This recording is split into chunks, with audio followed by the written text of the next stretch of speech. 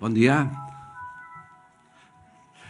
Buenos días tanto para los que estáis presentes en nuestro auditorio aquí en Diagonal, como para los que nos seguís en streaming a través de nuestra web.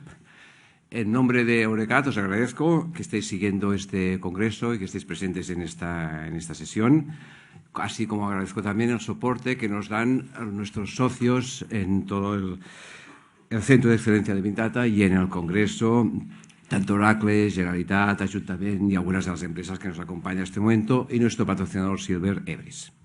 Por otro lado, agradecer el esfuerzo de todo el equipo que está trabajando en el Centro de Excelencia de Big Data durante todo el año, y especialmente pues, al equipo que dirige Marc Torrent, Marc Blasi, así como el equipo que organiza el evento que dirige Gemma López.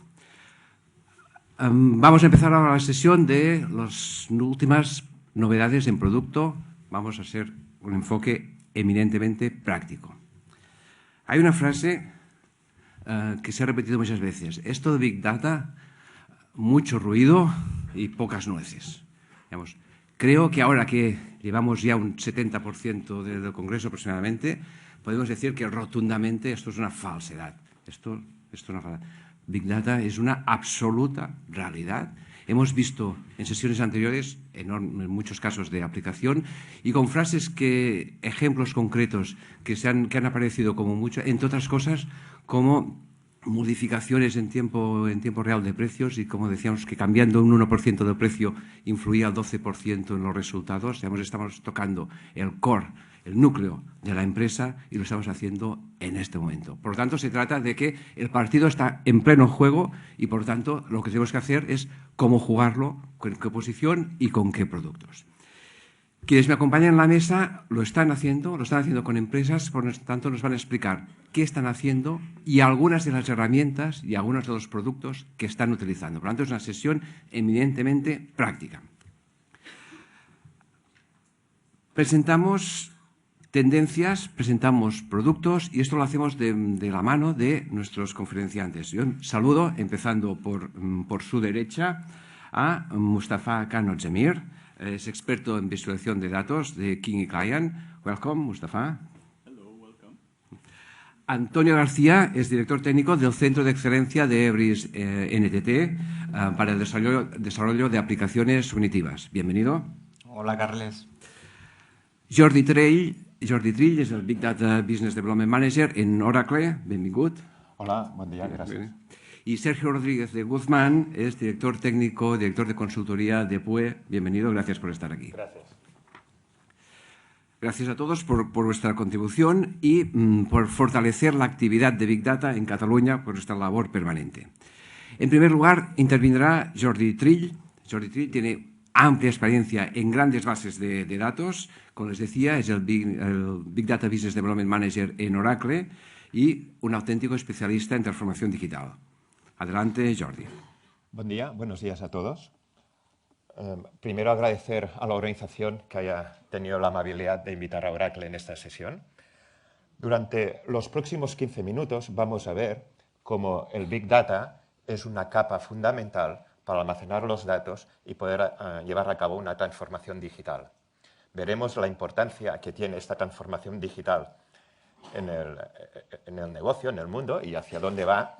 Y también veremos que está soportado también por el cloud, el social media, el Internet de las cosas y la movilidad. Así pues, empecemos un poco viendo cómo ha avanzado el mundo, ¿no? Nosotros, al menos yo, estudié la carrera con libros y no teníamos ni una tablet ni books. Ahora ha cambiado perfectamente. Antes llamaba a una casa, ahora llamo a una persona, incluso puedo hacer telefonía sobre IP. Antes me iba a un restaurante y ahora incluso puedo hacer que el restaurante me traiga la comida a casa. Incluso hay algunos países que, debido a esta digitalización del mundo, han dedicado un carril para que la gente pueda ir con el móvil moviéndose sin que los atropellen, ¿no?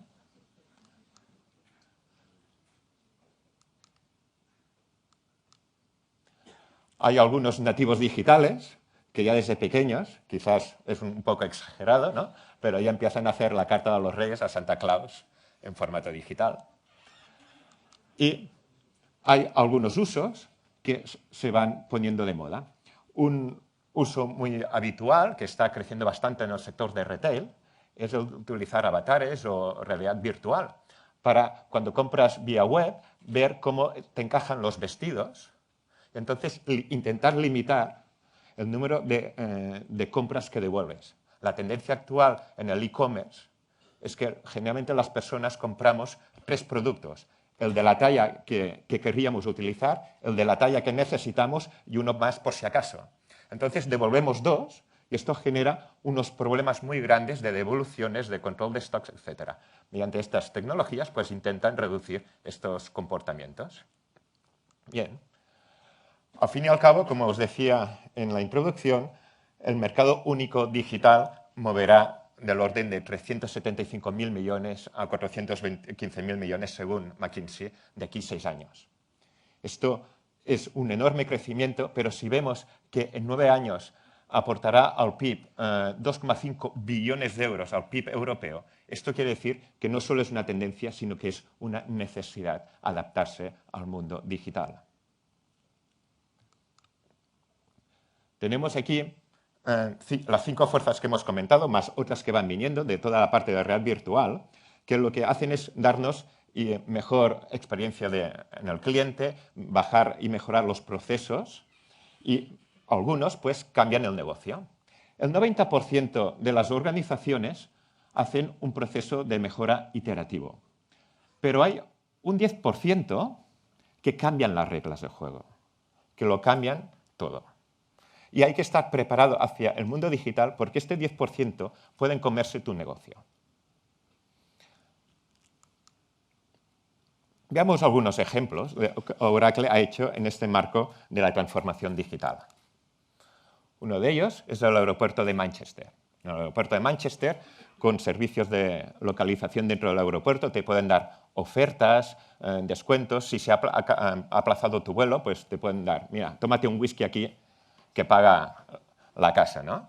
También incluso podrían hacer que si José Mourinho y José Guardiola coinciden, pueden hacer 2 cosas, o que coinciden en el mismo bar, a ver si así incrementan el número de hits en alguna página de internet que coincida, o bien separarlos para que no haya mayores altercados. Bien, Oracle también ha colaborado, por ejemplo, dentro de esta innovación digital, con una marca, Proteus, que hace unos sensores que se pueden ingerir. De esta manera se puede calcular cómo te afecta la farmacología y los médicos rápidamente pueden incrementarla o decrementarla según los efectos que busquen. Hay algún banco, como Ubank, que a mayor fidelización de los clientes te da mayor inteligencia de negocio para que hagas tus inversiones con más o menos riesgo.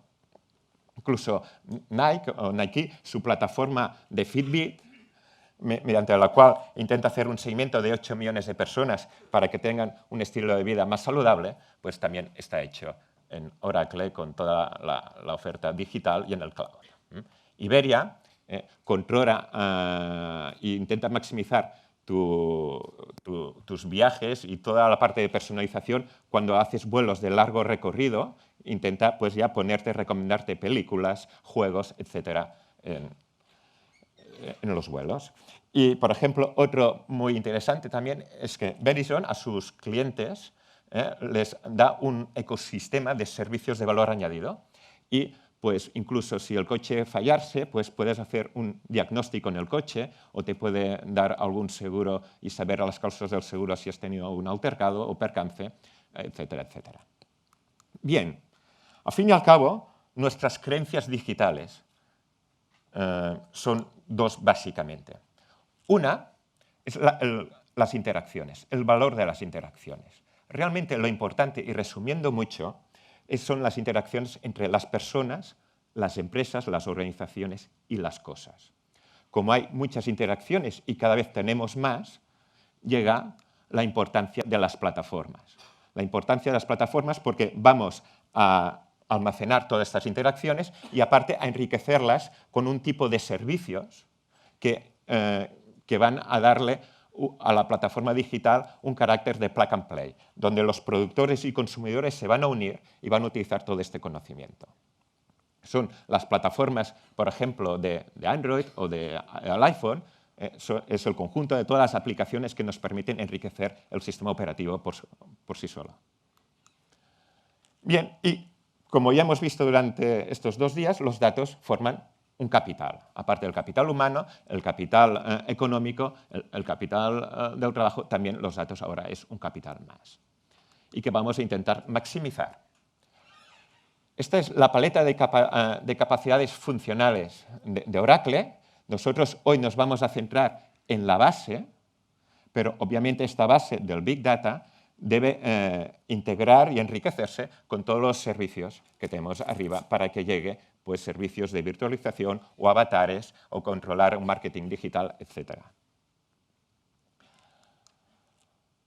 El Oracle Big Data Platform tiene una estrategia que se enmarca dentro de 3 grandes grupos.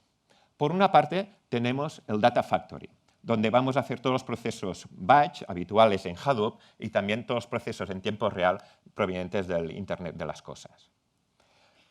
Tendremos también otra parte de la estrategia, es todo el Data Management, donde vamos a almacenar, administrar, securizar todos los datos y acceder a ellos mediante SQL si queremos, y lo vamos a hacer con plataformas relacionales, con Hadoop Distributed File System o con bases de datos no SQL.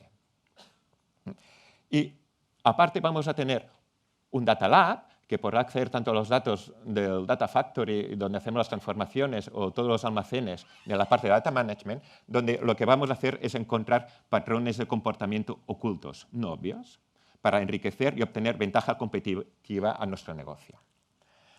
A la derecha tenemos toda la parte de las Enterprise Platform, donde haremos todo el BI que va a consultar todos estos datos.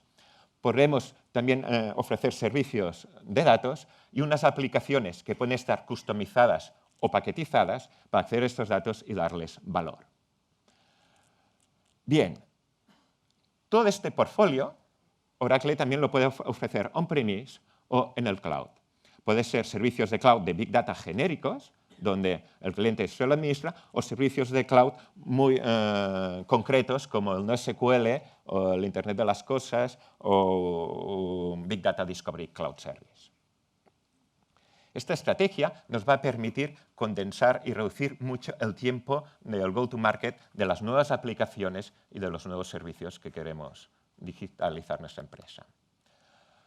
Dentro de esta arquitectura de referencia, solo voy a comentar los 2 casos que están en azul y que hemos lanzado recientemente en el Congreso del Open World hace apenas 10 días. Uno es el Big Data Cloud Service Compute Edition.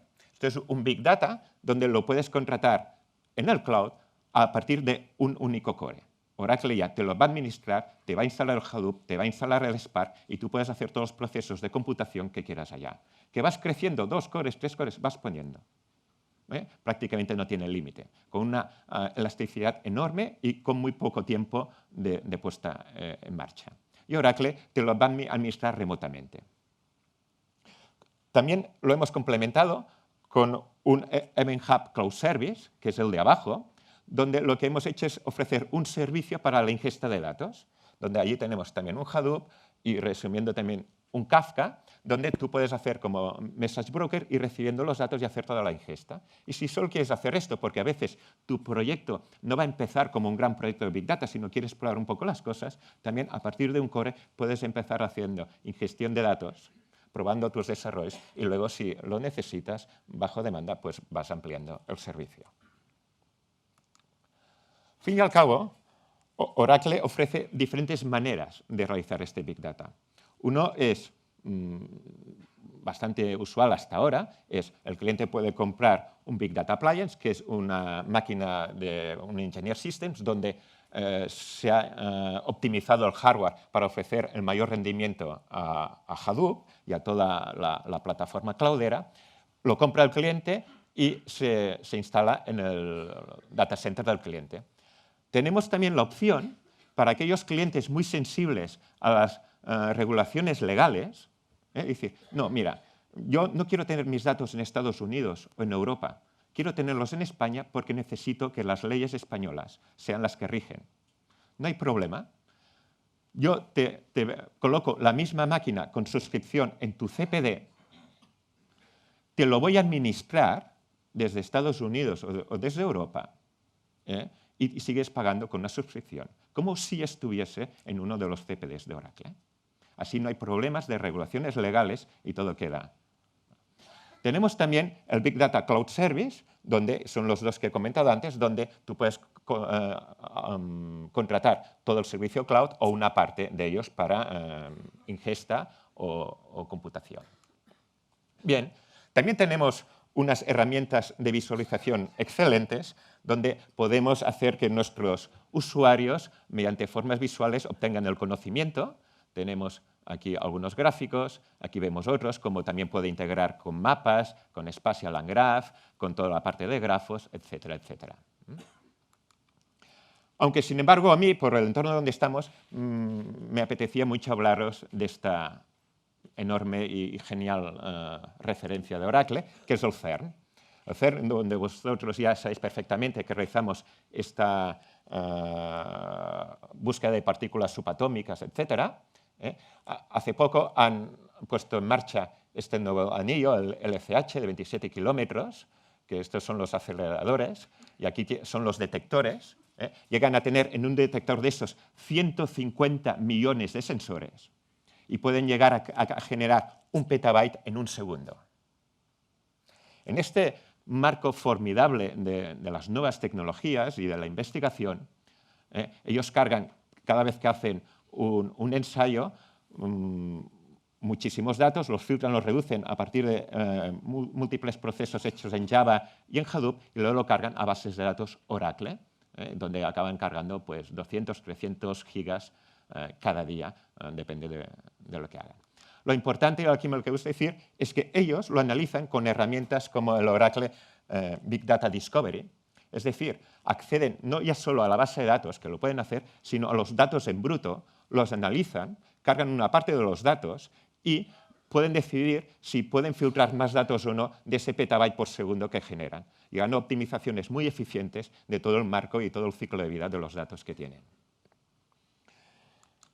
Y ya para acabar, solo decirles que delante de la transformación digital, el movimiento erróneo es no hacer nada, porque es lo que viene. Muchas gracias, muy amables.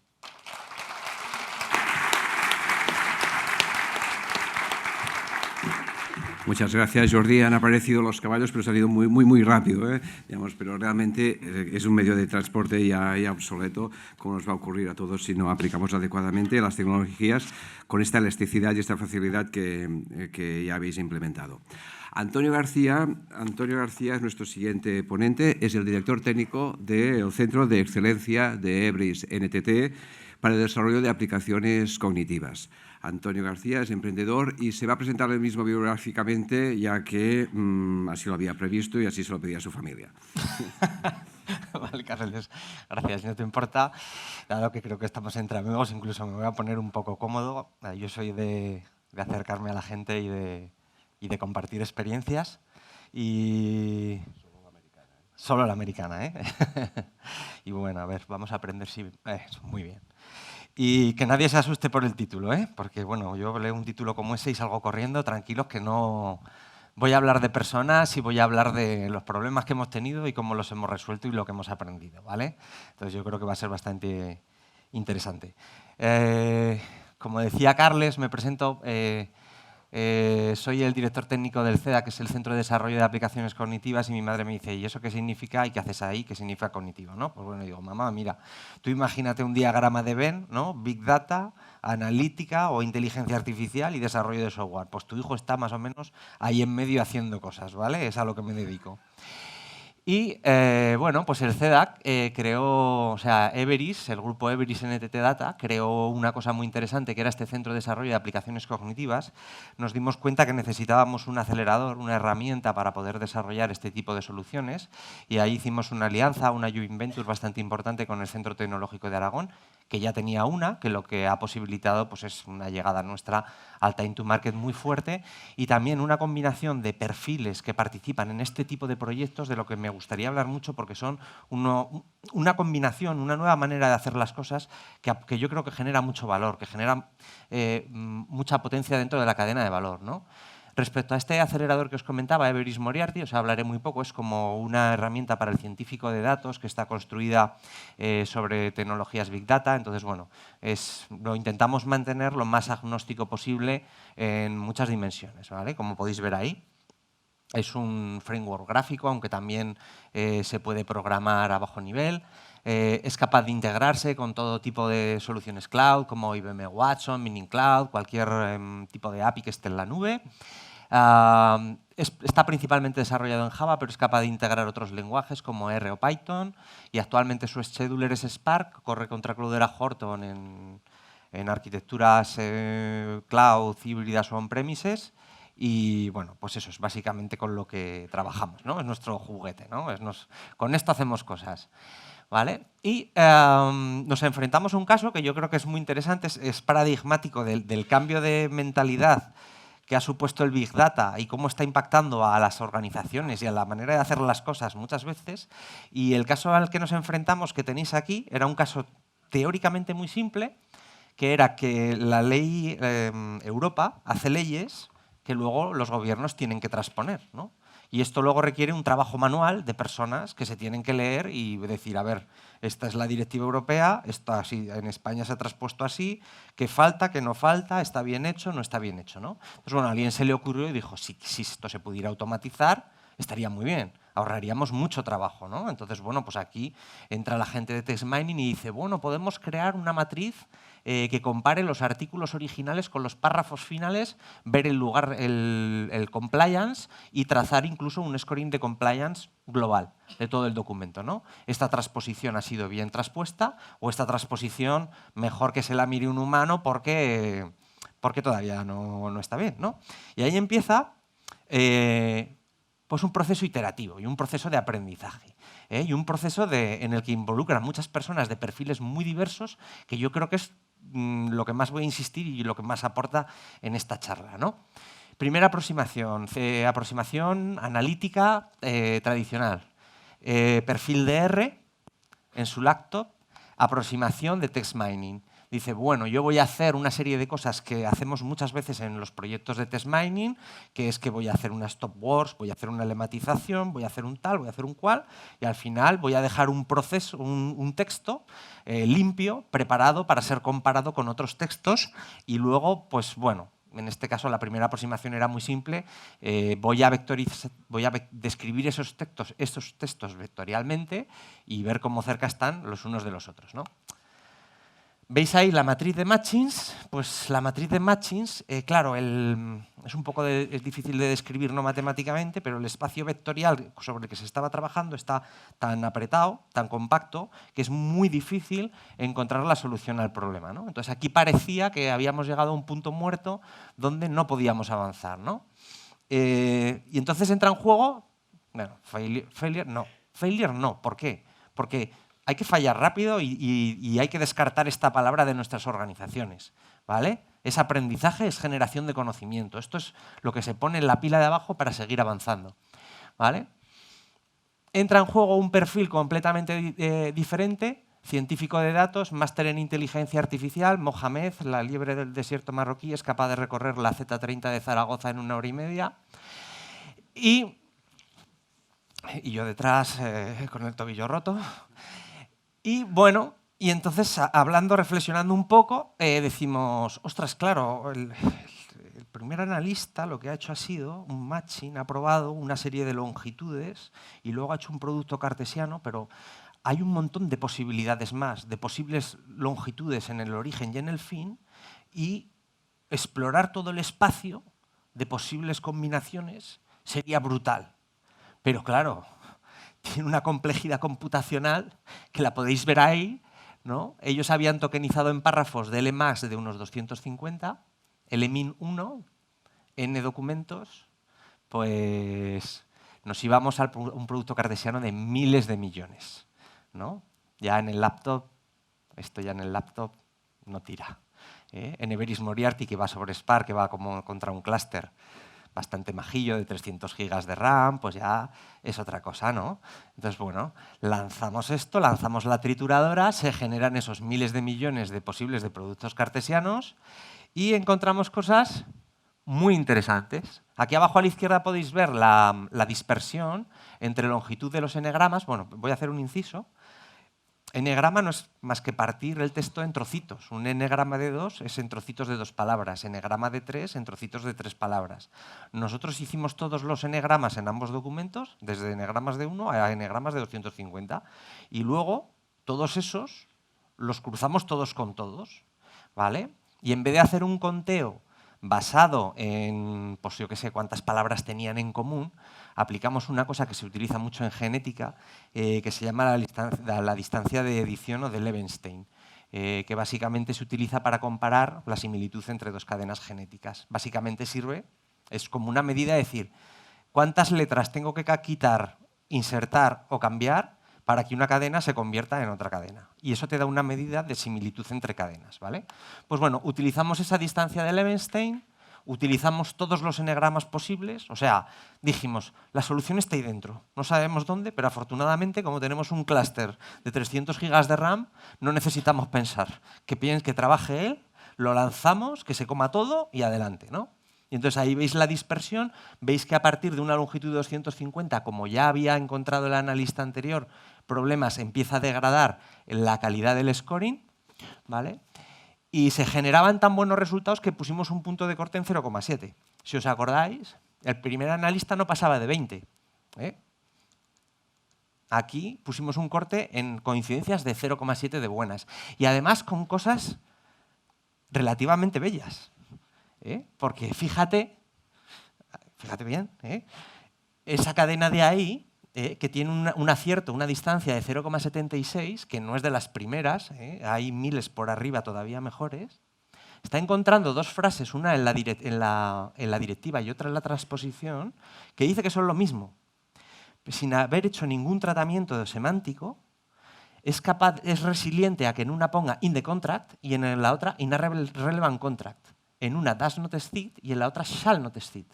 Y en la directiva original está en el párrafo 3 y en la transposición está en la sección 6. No se ha hecho tratamiento de texto, no se ha hecho test mining. Bueno, el test mining que se ha hecho es n-gramas, tal, o sea, algo de test mining se ha hecho, pero tal. Eso es digamos, un poco piedras contra nuestro propio tejado. Porque claro, pensábamos vender 24 proyectos por los 24 lenguajes de la Unión Europea, ¿no? Y resulta que este algoritmo es resiliente al lenguaje. Entonces, bueno, Juanjo, bueno, nos tendremos que inventar otra cosa. Vale.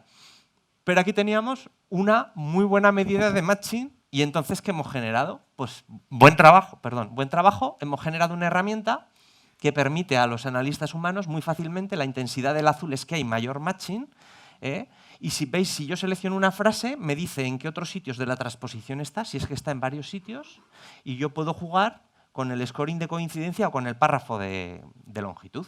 Yo puedo decir, a ver, voy a empezar por los párrafos largos, a comparar, y por supuesto esos párrafos largos tendrán un scoring menor, y luego me voy a ir ya a las frases más pequeñitas a las cuales le voy a sugerir un scoring mayor, ¿no? Ahora estamos trabajando en que esto ya lo haga el algoritmo automáticamente, optimice los puntos de corte para que en vez de tener dos sliders tengamos una, ¿no? Entonces, claro, aplicaciones de esto, que surge de una resiliencia del equipo al fallo inicial y a una concienciación que hay en Everis de atreverse a hacer cosas diferentes, infinitas. Comparación de patentes, organización documental en las organizaciones, miles de aplicaciones en lo que es la temática de matching y que está relacionada con la temática científica de plagiarismo, ¿no? Y además ese es otro de los puntos fuertes que tenemos, y es que además en el CEDAC tenemos científicos, ¿no? Y os presento a Rafa Del Hoyo, que es el director de sistemas del ITA, doctor en físicas, inteligencia artificial. Como todos los científicos, pues está un poco loco, pero bueno, como es lo que nos gusta en el CEDAC, pues está bien, ¿no? Y bueno, pues él tiene otra visión, ¿no? Tiene una visión, nosotros somos muy resolutivos, y él tiene una visión teórica que a veces hay que agarrarla y aterrizarla, ¿no? Pero bueno, desde su visión todo es mejorable, ¿no? Entonces, bueno, pues él ha encontrado allí, por ejemplo, este paper es muy interesante, lo que habla es básicamente de cómo vamos a hashear los documentos para que ocupen menos y para que el algoritmo sea pues, del orden de 100 veces más rápido. Y bueno, fue diseñador de Everest Moriarty, por lo que entendemos que le guste bastante, ¿no? Y bueno, pues ahora está en este tipo de cosas, ¿no? En filtrar un poquito el ruido, la optimización del rendimiento, lo que os comentaba de dejar un solo filtro, dar un scoring global pero que sí que tenga un sentido de negocio, capacidad de subrayado, optimización adaptada a cada lenguaje, si es que eso mejora algo el rendimiento del modelo original. Y bueno, pues oye, excelente, muy bien. Las conclusiones que quería comentaros, por eso os decía que os iba a hablar de personas principalmente, que, claro, esto no es instalar WordPress uno detrás de otro, ¿no? Estamos en el centro de excelencia que tiene que generar valor y generar conocimiento. Entonces, tenemos que tener una cultura de aceptar el fallo como algo normal y tenemos que fallar muchas veces para alguna acertar, ¿no? Y entonces, para nosotros el fracaso es el camino al éxito, ¿no? Luego, lo que nos hemos dado cuenta es que teníamos un analista tradicional y un científico Big Data y que cuando lo juntamos se genera valor. Y si además ponemos un científico, se genera muchísimo más valor. Igual estos dos estaban ya haciendo lo mismo, habían encontrado el camino. Y ese científico les dice, es que esto además es que se llama así. Y es una rama de la ciencia que se llama así, en este caso, plagiarismo. ¿Vale? Entonces, todos juntos pueden crear muchísimo valor, ¿no?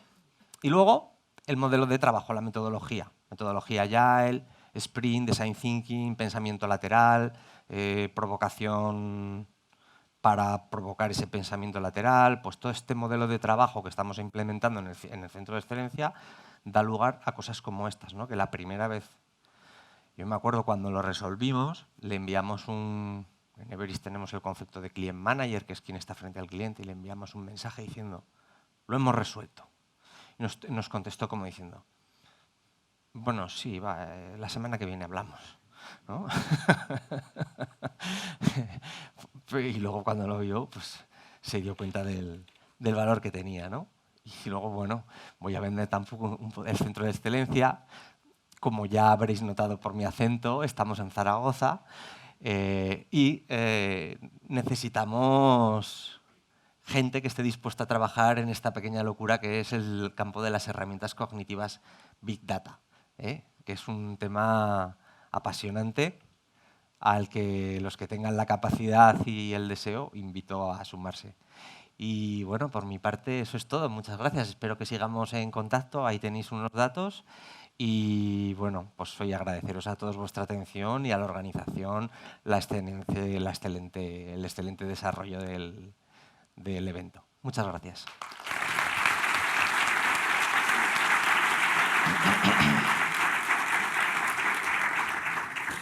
Muchas gracias, Antonio. Pasamos a continuación a la intervención por parte de PUE.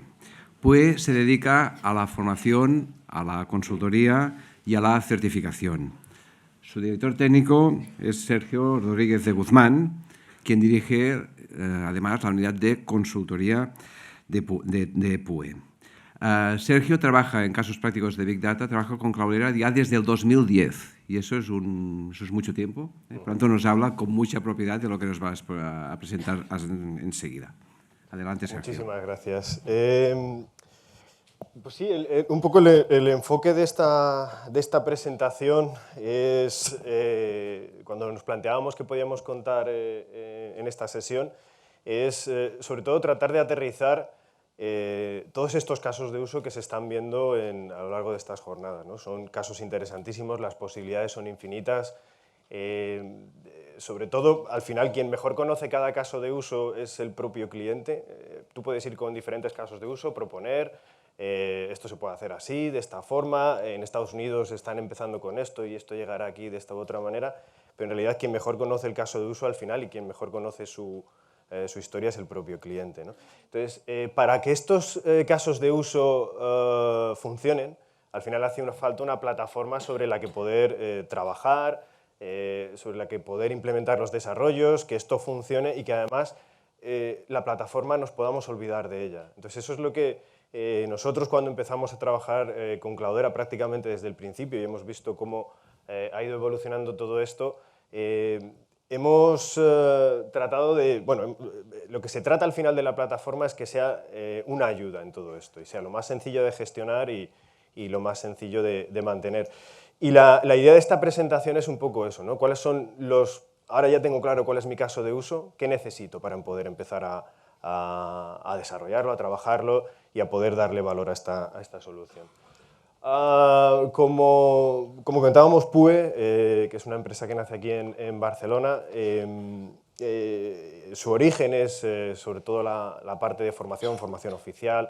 De hecho, bueno, pues ese acuerdo con Cloudera inicialmente es un acuerdo de formación, pero que muy rápidamente terminó derivando en la parte de consultoría, sobre todo desde el punto de vista de los sistemas, de cómo podemos definir la arquitectura inicial, hacer la toma de requisitos inicial, qué es lo que necesito, qué recomendaciones son las mejores, qué productos son los que pueden ayudarme a conseguir llevar a cabo ese caso de uso o los múltiples casos de uso que se puedan encontrar en un sistema. Y a partir de ahí, pues, llegamos a un acuerdo con Cloudera, siendo pues, el primer Silver Partner Integrator que había precisamente aquí en España, que aunque Silver es algo realmente complejo de conseguir, ¿no? No por hecho de ser Silver, parece que es menos, ¿no?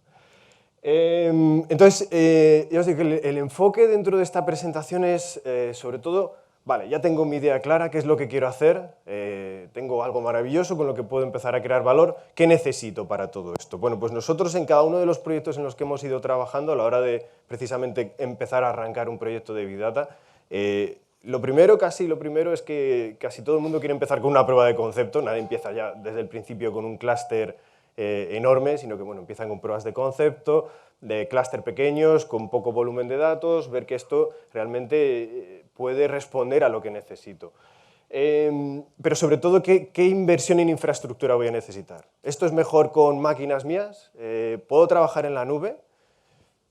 Pues la verdad es que al principio, si hablamos prácticamente hace 3-4 años, al principio, que es relativamente poco, siempre la recomendación era trabajar con hardware físico, ¿no? Y las máquinas, necesito máquinas físicas dedicadas a esto. Poco a poco, lógicamente, el mensaje ha ido variando porque, evidentemente, tienes que dar la posibilidad de poder trabajar en cloud, ya sea Google Cloud, Amazon, Azure, la que sea, ¿no? Entonces, eso evidentemente es un problema. ¿Puedo trabajar con hardware físico? ¿No? ¿Puedo trabajar con el cloud? ¿Es sencillo? ¿Qué costes lleva? Estos son los primeros problemas que aparecen. Temas de seguridad y compliance. Claro, al final, ¿dónde están los datos? Y muchas veces estos datos son datos muy sensibles, ¿no? Creo que ha salido ya varias veces en las charlas que ha habido en estos 2 días. ¿Esos datos de quién son? ¿Cómo de críticos son? ¿Quién tiene acceso a esos datos? ¿Dónde están alojados? ¿No? Y sobre todo, el nivel de seguridad, ¿cómo de exigente es en ese sentido? ¿Quién puede acceder? ¿Cómo accede? ¿Qué aplicaciones acceden a esos datos? Es algo bastante importante y que preocupa en la mayoría de los casos. Oye, esto tiene que estar protegido.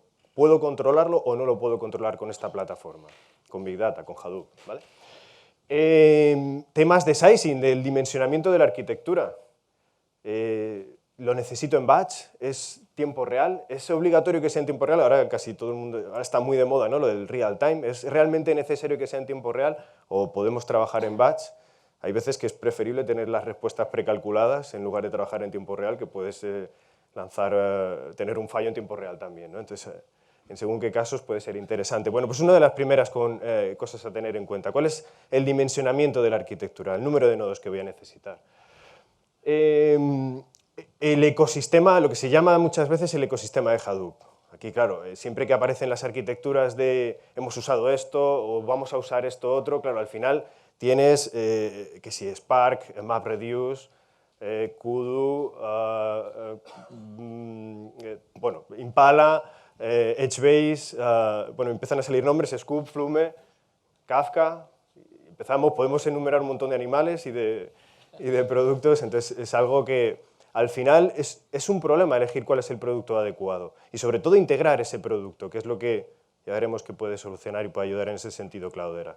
Pero el que todo hable entre ellos, que además sea seguro y que se autentique contra un sistema seguro y que es muy complejo al final coordinar todo esto, porque no es una única herramienta, es un ecosistema de herramientas. El soporte. El hecho de tener que el soporte que me da la empresa o el producto en cuestión no sea un problema, que cuando necesito ayuda la tenga e incluso que la ayuda no sea reactiva, sino proactiva. Eso también es una preocupación bastante habitual a la hora de trabajar con este tipo de proyectos. Y la facilidad de uso, por supuesto. ¿Cómo de complejo? ¿Qué tipo de roles voy a necesitar para gestionar una plataforma? ¿Es suficiente con el equipo que tengo? ¿Lo tengo que formar? ¿Qué tengo? ¿Analistas? ¿Tengo científicos de datos? ¿Necesito administradores? ¿Cuáles son los roles de personas que voy a necesitar? Entonces eso es algo también bastante preocupante en el inicio de cualquiera de estos productos. Esto pensando que ya hemos pasado por la fase de que ya tenemos claro qué es lo que queremos hacer, que eso es lo primero, qué es lo que queremos hacer con todo esto. Respecto a cada uno de esos puntos, sí que nosotros que trabajamos, incluso formamos al soporte del propio Cloudera a nivel europeo, es un soporte que es increíble en ese sentido. Y probablemente muchos de los de aquí habéis tenido que trabajar con casos de soporte, abrir casos de soporte y demás. Aquí es al revés, aquí te llaman ellos. Aquí se ponen en contacto contigo para decirte, oye, mira, tal y como está funcionando tu clúster, se generan métricas, por supuesto, agregadas, anónimas y demás, que van al propio clúster de Cloudera. Podrías cambiar estos parámetros y esto mejoraría el rendimiento de tu clúster. Son ellos de forma proactiva los que proponen cambios en la configuración de tu clúster de Big Data y cómo podrías optimizarlo, qué tipo de queries son las que estás haciendo y cómo mejorar todo eso. ¿Vale? Entonces no es solamente un soporte reactivo, sino también un soporte proactivo, lo cual es bastante interesante. En cuanto a la propia plataforma de Cloudera, para quien no conozca Cloudera, es algo así como Red Hat sobre lo que es a Linux, pues Cloudera es lo que es a Hadoop en ese sentido. De hecho, el propio creador de Hadoop trabaja con Cloudera, Doug Cutting, y lo que hacen al final es simplificar todo lo que es el despliegue de una infraestructura de Hadoop para que eso sea lo más sencillo posible y lo más automático posible, con un montón de características que iremos comentando. Pero al fin y al cabo es la parte empresarial de Hadoop, como si dijéramos. ¿De acuerdo? De hecho, ahí es donde aparece la parte de Cloudera Enterprise, para que todo esto funcione, para que yo pueda tener un clúster de Big Data y que esto responda a ese tipo de problemas, ese tipo de expectativas. Tenemos toda la parte de procesamiento, del discovery de datos, ya sea procesamiento en batch, en stream, en real time, en near real time, en lo que sea necesario.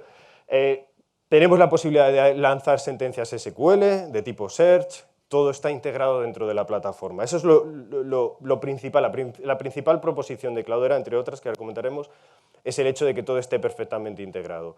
Que no por el hecho de añadir un componente adicional, o dentro de la lista de componentes que están soportados, eso suponga un cambio en tu infraestructura, que haya que tocar configuración a bajo nivel, sino que todo eso sea lo más sencillo posible. ¿De acuerdo? Desde el punto de vista del día a día, de la administración y de la gestión.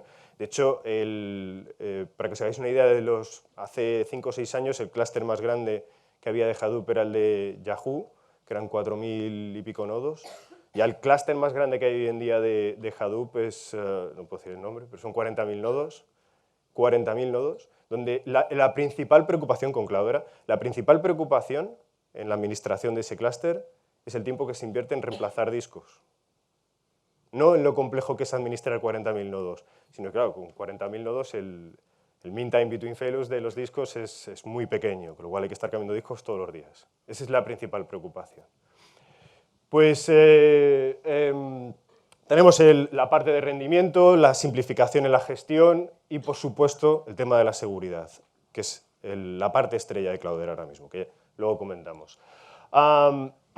Es un procesamiento open source. Cloudera sí que es cierto que tiene determinados componentes que considera vitales en su día a día, de que los deja, digamos, como exclusivos de la parte enterprise, pero el resto es todo open source y es uno de los mayores contribuyentes a cada uno de los productos open source. ¿De acuerdo?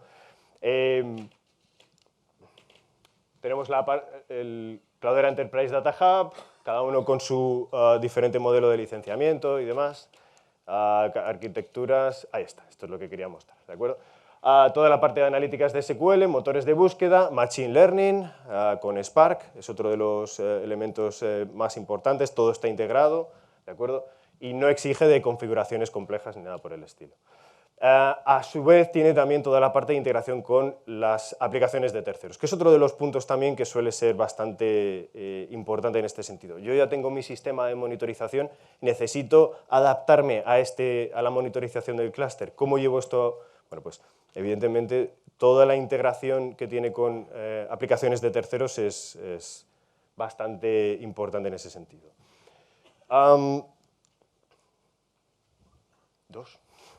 Acelero. Bien, yo creo que una de las cuestiones también interesantes es la parte de la gestión, ¿de acuerdo? Ahí es donde está Cloudera Manager, una interfaz web desde la que controlar absolutamente todo el clúster, desde clústeres muy pequeños, de 5 o 6 nodos, hasta clústeres de 40.000 nodos, un único punto de gestión. Hablábamos también de dónde controlar, dónde desplegar el clúster, en infraestructura física o en cloud. Bueno, pues incorpora Cloudera Director, que despliega de una forma rápida, ya sea en Amazon, en Azure, en Google Cloud, en cualquiera de las tres plataformas, es capaz de desplegar rápidamente un clúster en cuestión de minutos. ¿De acuerdo? El tema del soporte de Spark de Cloudera fue la primera distribución que incluyó Spark dentro de la propia distribución, con la posibilidad de ejecutar procesos Spark, ¿de acuerdo? Por supuesto, los primeros que dábamos formación de Spark también en la parte de formación, ¿de acuerdo? También como ese Product Latest News, desde hace poco se ha liberado Apache Kudu, ¿de acuerdo? También es otro de los componentes de hace prácticamente semanas, que nos permite trabajar con inserciones a nivel de hacer inserciones y trabajar como una especie de, bueno, con llamadas SQL y almacenar los datos de tipo SQL, es algo una de las características que le faltaba a Hadoop en ese sentido. Bueno, pues Apache Kudu, que es el principal contribuyente de Cloudera, ya está disponible en ese sentido. Y para ir terminando, la parte de Data Governance, ¿de acuerdo? Que es otro de los elementos también más preocupantes en ese sentido. La parte de Data Governance, al final, con Cloudera Navigator tenemos la gestión del linaje de los datos, quién accede, desde dónde accede. Hay una optimización incluso de los tipos de queries, cómo se accede a los datos, cómo se pueden mejorar las queries. En base a lo que tú estás haciendo, te propongo cómo puedes mejorar ese acceso a los datos, ¿de acuerdo? Entonces, no solamente como seguridad, sino como calidad del dato, ¿de acuerdo? Y de los tipos de accesos. Bueno, esta es también la parte de Cloudera Navigator. El hacer un profiling de la carga de los esquemas, el discovery del modelo de datos, cómo puedes acceder a los datos en base a los tipos de datos, cómo están almacenados, sobre todo cuando son estructuras o datos no estructurados, ¿de acuerdo? Tenemos también, bueno, pues, la parte de seguridad, que aquí es donde más foco ha hecho Cloudera en ese sentido, en que todos los datos, el acceso esté cifrado, toda la transmisión de los datos sea segura, el acceso a cualquier dato de cualquier persona está controlado a nivel, la granularidad es realmente espectacular en ese sentido, y sobre todo es la única distribución ahora mismo de Hadoop, y eso se puede decir con toda la tranquilidad del mundo, que pasa la auditoría de nivel de PCI, ¿vale? El PCI es el estándar definido por Mastercard, Visa y demás, donde el nivel de seguridad que requieren este tipo de entidades es el más alto en cuanto a seguridad, y Cloudera ha trabajado junto con Mastercard precisamente para llevar a cabo este nivel de seguridad de los datos, ¿de acuerdo? Y ya por último, para finalizar, yo creo que esta es una de las slides y una de las presentaciones más interesantes en este sentido. Al nivel de seguridad, que es quizás donde está la mayor preocupación ahora mismo. Bien, seguridad perimetral está hecho, ¿de acuerdo? Mediante autenticación con Kerberos, los usuarios tienen que acceder, autenticarse, tener un ticket y demás. Acceso a los datos, ahí tenemos Apache Sentry. El acceso al el nivel de acceso, la granularidad del acceso a los datos, el más fino posible, hecho, ¿de acuerdo? La visibilidad de los datos, quién accede, cómo accede, desde dónde accede, ¿vale? Navigator, hecho. Protección de los datos, cómo de securizados están, los niveles de cifrado y demás, Navigator también, Cloudera Navigator, hecho, ¿de acuerdo? Luego, toda la parte de seguridad está completa en ese sentido. Y ya la última transparencia, pues simplemente, ¿qué aporta Cloudera en todo esto? Pues precisamente que todo esté integrado, que todo sea sencillo de configurar, que trabajar con los diferentes componentes del ecosistema de Hadoop no sea complejo como es ahora mismo si intentáramos hacer desde la versión directamente open source. Eso es lo que aporta Cloudera en todo esto, ¿de acuerdo? Y pues como tal, como partner de Cloudera, pues precisamente a ayudar a esos despliegues y a trabajar en esos despliegues de cada uno de los clústeres y cada una de las soluciones.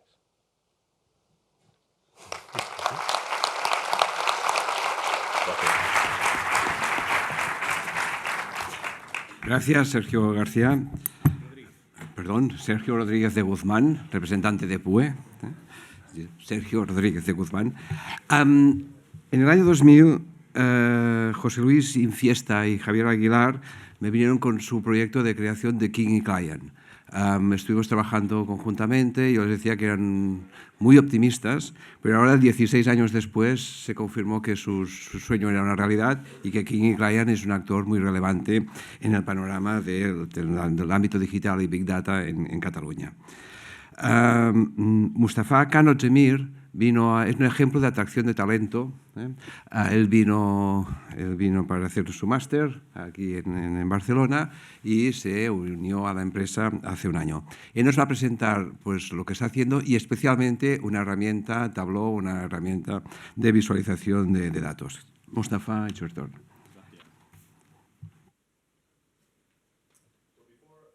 Before I start the presentation, I'd like to thank everyone participating here and making it possible for us to share our ideas and innovations with everyone. So, a picture is worth 1,000 words has inspired us to make a modular data visualization with the help of Tableau.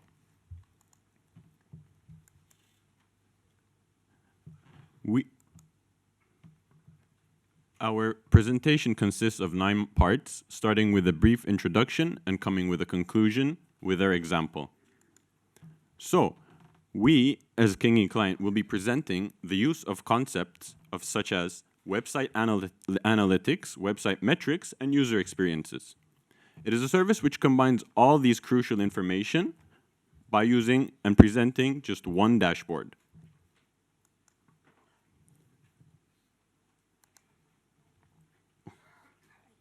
Sorry.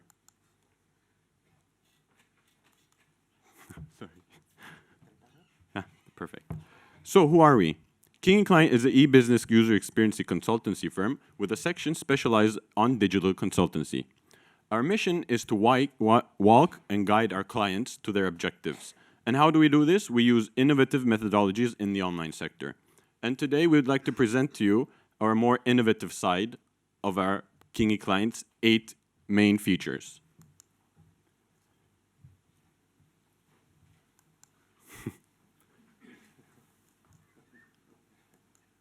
There we go.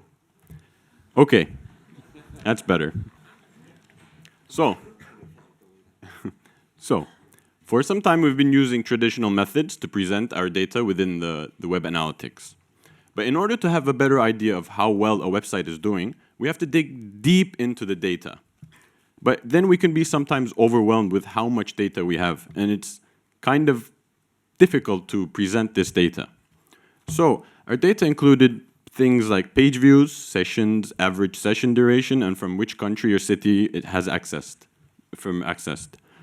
And on the slides here, we can see our presentation shows traffic sources from where they came from, geographical location from where they accessed the website, and some other graphs regarding the page views of the website. But it was not enough. We needed something more.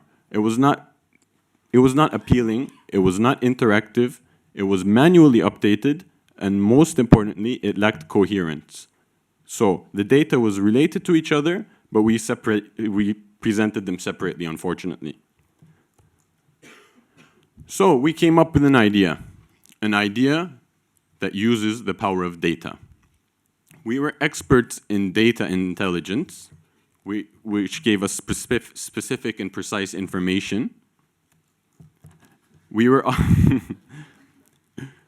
also very, very, very experts in the user experience and intelligence part, which made us give us an advantage in the decision-making area, but we lacked the part of overlapping the user experience and data.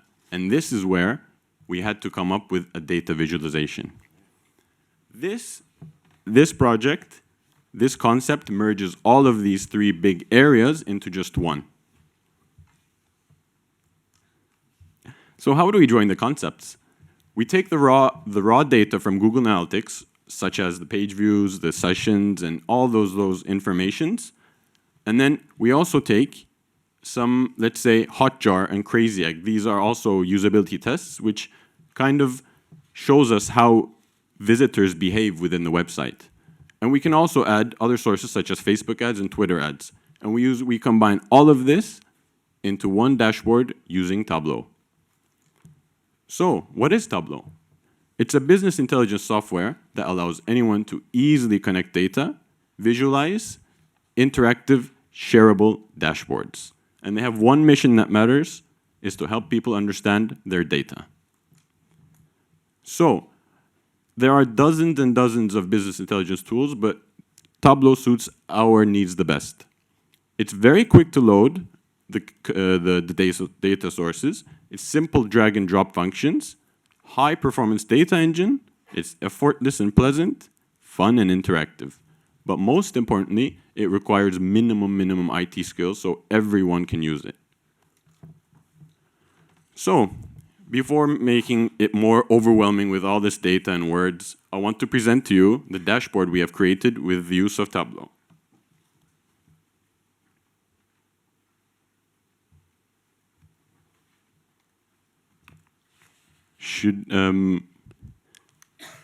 There we go. This is what we have created. At the top part, you can see we have here the dates. First of all, I'd like to mention the website we are using to evaluate this. It's a Skills Panorama website. It's focused on the labor market within Europe, and they take data and turn it into intelligence to help the policymaker in making their decisions. So, this is the website. As you can see here, you can navigate through the website to see in better detail. On the left side, we have page views, time on page, and sessions and bounce rates, and things like that. And they're all interactive, clickable, and informative. On the very, very right side, we have the country and page views, and you can easily navigate and see the sessions and page views within the countries. Below that, we have the top pages. This is the pages that are top visited within that website. And below that, we have where they accessed it. Let's say they came from Google or somewhere else. And on the very, very bottom, we have new users and returning users. So I'll go into deeper and show you what we can do with this.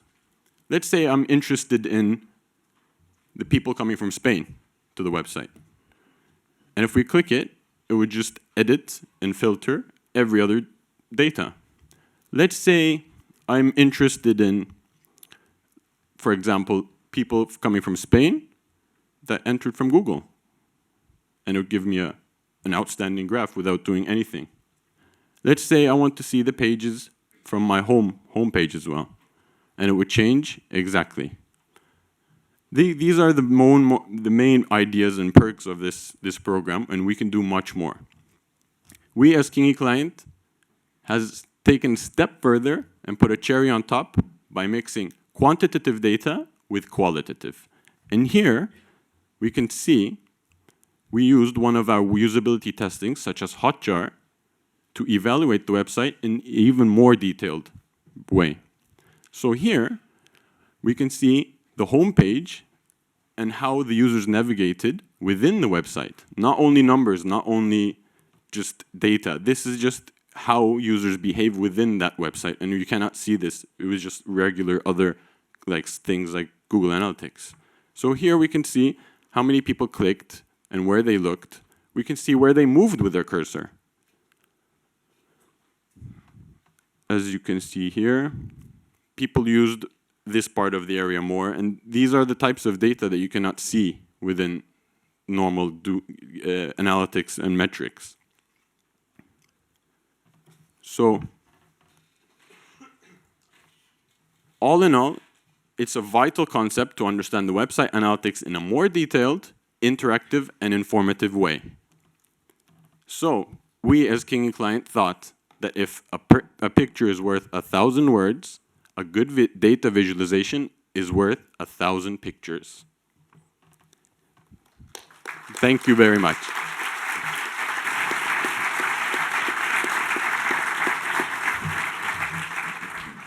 Thank you, Mustafa Kanat Zemir, for your presentation, and Antonio Garcia for your digital contribution. Digital, sí.